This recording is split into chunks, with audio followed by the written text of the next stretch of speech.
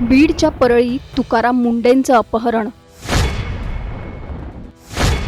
डोळ्यांवर पट्टी आणि 5 कोटींची मागणी. 4 आरोपींना अटक, पण तो 5वा सूत्रधार कोण? बीड जिल्हा अजून सरपंच संतोष देशमुख अपहरण आणि हत्येचा धक्का विसरलेला नाही आणि त्याच जिल्ह्यात पुन्हा एकदा अपहरणाची थरारक घटना समोर आली आहे आणि ती सुद्धा तुकाराम मुंडे यांच्या. तुकाराम मुंडे सुखरूप परत आलेत. 4 आरोपींना सुद्धा पोलिसांनी ताब्यात घेतलंय. पण हे तुकाराम मुंडे नेमके कोण? त्यांचं अपहरण नेमकं का आणि कसं करण्यात आलं आणि या कटामागचा खरा सूत्रधार नेमका कोण, याचा सविस्तर आढावा या व्हिडिओतून आपण घेणार आहोत. त्यासाठी हा व्हिडिओ शेवटपर्यंत पहा आणि टाइम्स नाऊ मराठीला लाईक, फॉलो आणि सबस्क्राईब करा.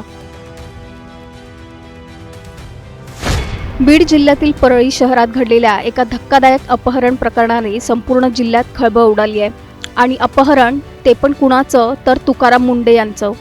हे तुकाराम मुंडे म्हणजे अन्न व औषध प्रशासनवाले नाहीत. हे आहेत तुकाराम पंढरीनाथ मुंडे. हे तुकाराम मुंडे परळीच्या औष्णिक विद्युत केंद्रात कंत्राटदार म्हणून काम करतात. 4 जूनच्या दुपारी ते औष्णिक विद्युत केंद्राच्या परिसरात दिसून आले.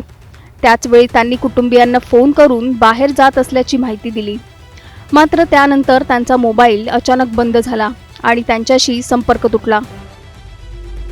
इकडे कुटुंबियांनी शोधाशोध सुरू केली. औष्णिक विद्युत केंद्रासमोरील रस्त्यावर तुकाराम मुंडे यांची स्कूटी आणि चप्पल संशयास्पद अवस्थेत आढळून आली. ही बाब समोर येताच अपहरणाची शक्यता व्यक्त करण्यात आली आणि पोलिसांनी तातडीने तपास सुरू केला. स्थानिक गुन्हे शाखेचे अधिकारी आणि परळी ग्रामीण पोलिसांनी घटनास्थळाजवळील सर्व सीसीटीव्ही फुटेज तपासले. तपासादरम्यान एका 4 चाकी वाहनाची हालचाल संशयास्पद आढळली. त्या वाहनाचा मागोवा घेत पोलिसांनी सीसीटीव्ही आणि टोल नाक्यांच्या मदतीने तपासाची साखळी जोडली. तपास थेट अमरावतीच्या दिशेने पोहोचला. दरम्यान अपहरणकर्त्यांनी तुकाराम मुंडे यांना गाडीतून फिरवत धमकावण्यास सुरुवात केली. तुझ्यामुळे आमच्या साहेबांचे 5 कोटी रुपयांचे नुकसान झाले, आता ते पैसे तुलाच द्यावे लागतील, अशी धमकी आरोपींनी दिल्याचा दावा तुकाराम मुंडे यांनी केलाय. आपण नेमकं कुणाचं नुकसान केलं आणि ते साहेब कोण आहेत, असा प्रश्न त्यांनी आरोपींना विचारला. मात्र आरोपींनी त्यांना कोणतीही माहिती दिली नाही. मला तिथं गेल्यावर त्यांनी 5 कोटीची मागणी केली. 5 CR देना पड़ेगा. म्हणला हमारे साहब का 5 करोड़ का आपने ये किया हमारे साहब का और 5 CR देना पड़ेगा. हिंदीमध्ये बोलत होते ते. तो कौन साहेब आहे काय तुम्हाला? ते नाही सांगितलं. वो डायरेक्ट बात नहीं कर सकते म्हणले हमारे साहब से. मी त्यांना म्हणलो की वो आपके साहब से बात कराओ मेरी, तो नहीं. याच वेळी पोलिसांचा दबाव वाढत असल्याची माहिती आरोपींना मिळाल्याचा संशय. त्यामुळे घाबरलेल्या आरोपींनी तुकाराम मुंडे यांच्या डोळ्यांवर पट्टी बांधली आणि अमरावती जिल्ह्यातील हिंगणघाट परिसरात त्यांना सोडून दिलं. स्वतःची सुटका झाल्यानंतर तुकाराम मुंडे यांनी स्थानिक नागरिकांची मदत घेतली आणि थेट हिंगणघाट पोलीस स्टेशन गाठलं. हिंगणघाट पोलिसांनी बीड पोलिसांशी संपर्क साधत तुकाराम मुंडे यांना त्यांच्या स्वाधीन केलं. त्यानंतर पोलिसांनी मुंडे यांच्याकडून संपूर्ण घटनाक्रम जाणून घेतला आणि तपास अधिक वेगाने पुढे नेला. या तपासात समोर आलेली माहिती आणखी धक्कादायक होती, कारण या अपहरण प्रकरणाचा मुख्य सूत्रधार म्हणून परळी औष्णिक विद्युत केंद्रातील मुख्य अभियंत्याचा चालक संतोष वंजारे याचं नाव समोर आलंय. पोलिसांनी त्याला ताब्यात घेतल्यानंतर संपूर्ण कट उघडकीस आला. संतोष वंजारेकडून मिळालेल्या माहितीनुसार आणखी 3 आरोपींची नावं समोर आली आहेत.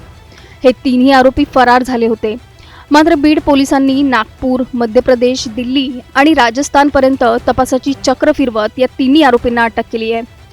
या प्रकरणात एकूण 4 आरोपींना अटक करण्यात आली असून त्यांच्या विरोधात अपहरणासह विविध गंभीर कलमांखाली गुन्हा दाखल करण्यात आलाय.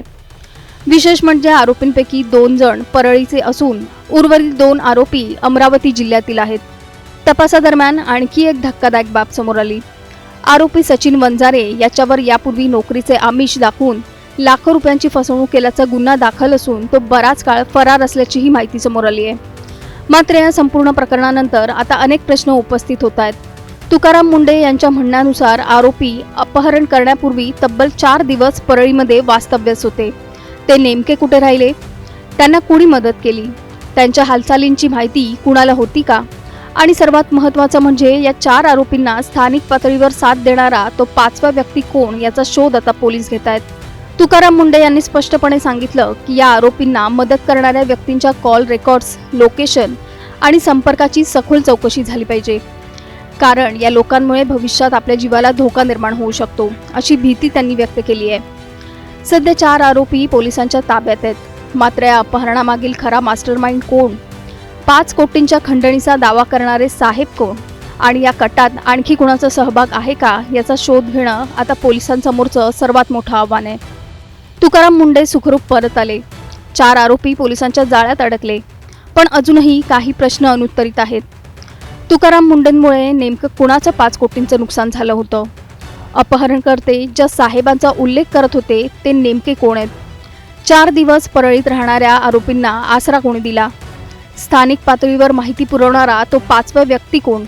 आणि सर्वात महत्त्वाचं म्हणजे या अपहरणाच्या कटामागे आणखी मोठी साखळी दडली आहे का? या प्रश्नांची उत्तरं मिळणं अजूनही बाकी आहे. Bureau report, Times Now Marathi. मी रोजच्या रुटीन कामाप्रमाणे म्हणजे थर्मल पॉवर स्टेशनला गेलो होतो. थर्मल पॉवर स्टेशनहून येताना मला एका अज्ञात इस्मानी हात केला आणि गाडी थांबवल्यावर त्यांनी मला उचलून म्हणजे गाडीत मला टाकलं. माझ्या तोंडावर रुमाल टाकून मला मारलं, रिव्हॉल्वर लावला. बाकी मला पुढं काही कळालं नाही. माझं डोकं जड पडलं आणि मला 2 इंजेक्शन पण दिले त्यांनी. माझे हात बांधून टाकले केबल टायने आणि सगळं माझं रक्त वगैरे निघत होतं तोंडातून, सगळं म्हणजे हे झालं होतं. तर मला नंतर काही कळलं नाही त्यांनी आणि मला डोळ्यावर चष्मा लावला होता त्यांनी. ते काही मला कळलं नाही कुठं नेलं, पण साधारणतः एक 5-6 तास इथून गाडी चालली होती. तुम्हाला काय मारहाण करण्यात आली? मारहाण केली त्यांनी मला, इथंच भरपूर मारहाण केली, रिव्हॉल्वर लावला. तुम्हाला कशासाठी उचललं होतं काय? मला तिथं गेल्यावर त्यांनी 5 कोटीची मागणी केली. 5 CR देना पड़ेगा. म्हणला हमारे साहब का 5 करोड़ का आपने ये किया है, हमारे साहब का, और 5 CR देना पड़ेगा. हिंदीमध्ये बोलत होते ते. तो कोण साहेब आहे काय तुम्हाला? ते नाही सांगितलं. वो डायरेक्ट बात नहीं कर सकते म्हणले हमारे साहब से. मी त्यांना म्हणलो की वो आपके साहब से बात कराओ मेरी, तो नहीं, डायरेक्ट बात नहीं कर सकते. पोलिसांनी आता एवढ्या तत्परतेने हे आरोपी पकडलेले आहेत. त्यामध्ये 2 परळीमधले आहेत आणि 2 अमरावतीचे आहेत. तर त्या 2 परळीमधल्या आरोपीशी आपलं काही अगोदर वाद आहे का? नाही साहेब, काही कुठलाही वाद नाही आहे. त्याच्यामधलाच एक आरोपी सी साहेबांना ड्रायव्हर असल्याचं समजलं जाते. त्याच्यावर तुमचं? सी साहेबांचा ड्रायव्हर, मग ते आता रोजचा संपर्क येतो साहेब ऑफिसला, पण आमचा काही ह्याच्या अगोदर कधी वाद नाही आहे, काही कुठलं हे नाही आहे, पण तो रोजच्या संपर्कात असतो. तो तुम्ही इकडे घरी कधी आला पडेल? घरी साहेब मी 8 तारखेला सकाळी आलो. मला कुणी मदत केली? साहेब मला सगळ्यांनी, म्हणजे एकतर धनंजय मुंडे साहेबांनी फोन केला, पंकजाताईंनी फोन केला आणि पोलीस प्रशासनाने खूप मदत केली. आमचे नातेवाईक सगळे सर्वजण खूप बेजार झाले. त्यांच्या प्रयत्नामुळं मी म्हणजे सुखरूप घरी पोहोचलो.